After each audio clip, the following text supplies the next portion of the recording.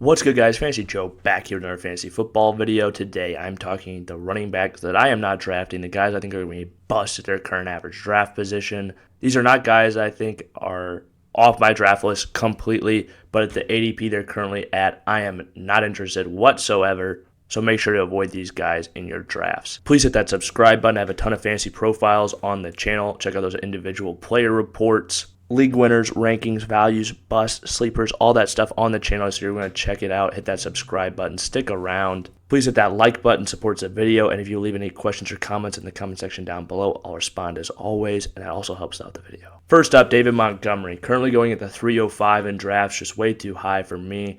He's a part of a bad offensive line with poor quarterback play. Honestly, I'm just not interested in that price tag. 31st ranked offensive line this season. Like I said, the offense in general was just horrendous last year. I think that they will be better off with the new coaching staff that they have. But also, I don't think that this coaching staff is necessarily a positive for David Montgomery's role in the offense. The offensive coordinator that they have comes from Green Bay, where they like to split up the running back work. Khalil Herbert's been involved in camp. He flashed at the end of last season. I think he'll be more involved this season. And then if you look at David Montgomery only getting 65% of the work in a bad offense in the middle of the third round, it's just too high for me to personally take him. Game script as well. This over-under for wins for them is at 6.5 currently, and I think they hit that under. I don't think they'll have a lot of game scripts where they're running the ball in second halves of games.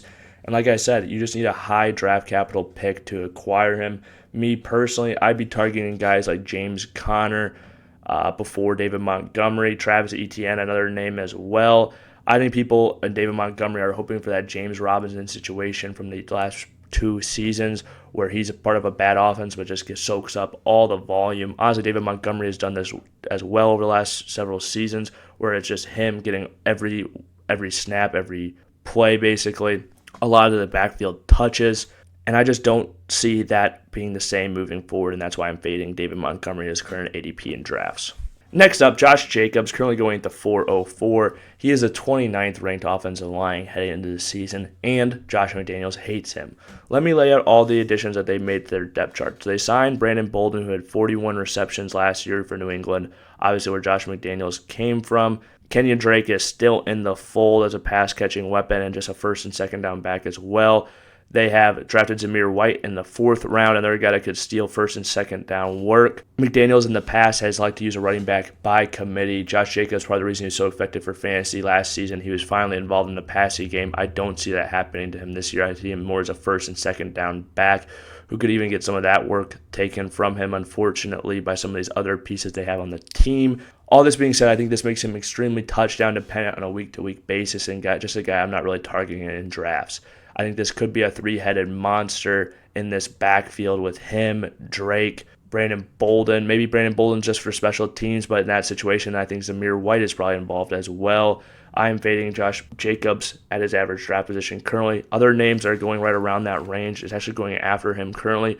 Breece Hall, I'd much rather take Breece Hall as opposed to Josh Jacobs. I think he's a better back. Will be more involved in the passing game, as a much better offensive line, although he does play for a worse offense, but I would take Breece Hall ahead of Josh Jacobs this year. Next up, we got Antonio Gibson. Fumbles are really causing some issues for him. Last year, put the ball on the ground 6 times, most fumbles in all of the NFL. Not good for a running back. That is how you get benched. This year, they went out, they took a running back in the 3rd round, took Brian Robinson from Alabama, a big back who does not fumble the ball very much at all. I think he could steal some first and second down work from Antonio Gibson as well as some goal line work. Antonio Gibson fumbled the ball in their first preseason game, and after that he was working with the punt team.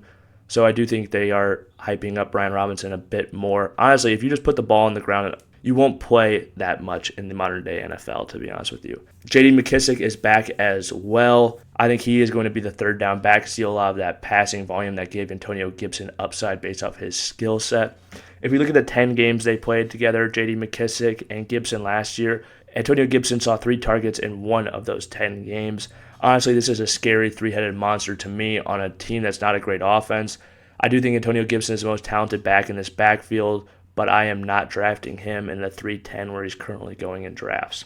Other names I would take ahead of him, Travis Etienne, Elijah Mitchell, Ramondre Stevenson. I would take these guys ahead of Antonio Gibson this season.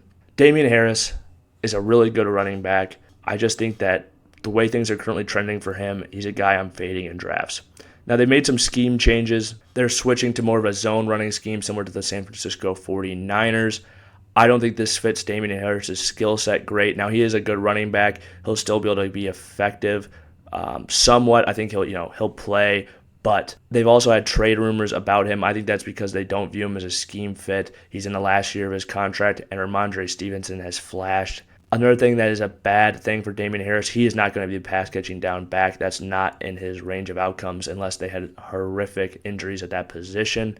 It's a crowded backfield with Ramondre Stevenson. I think Stevenson is a more talented player, is going to be used in the passing game, and basically you're counting on that monster touchdown efficiency for Damien Harris, which he did have last year, 15 rushing touchdowns. I don't think he has that same type of efficiency this year. That lack of pass catching and then Belichick's track record of being difficult to know which running back to play in what game makes me very hesitant to take Damien Harris at the 504 currently in drafts. A back who I think is in a somewhat similar situation, but I think on a better offense that I would be targeting, that I think will be run heavy this year, A.J. Dillon. I think he has more upside to him. If Aaron Jones was to go down, I think he'd be an absolute stud. I think he'd be a solid RB2 or flex play every single week as well. If you guys have made it to this point in the video, please hit that subscribe button, hit that like button. If you have any questions or comments, drop them in the comment section down below. I'll respond as always. This has been Fantasy Joe. Thank you guys for watching.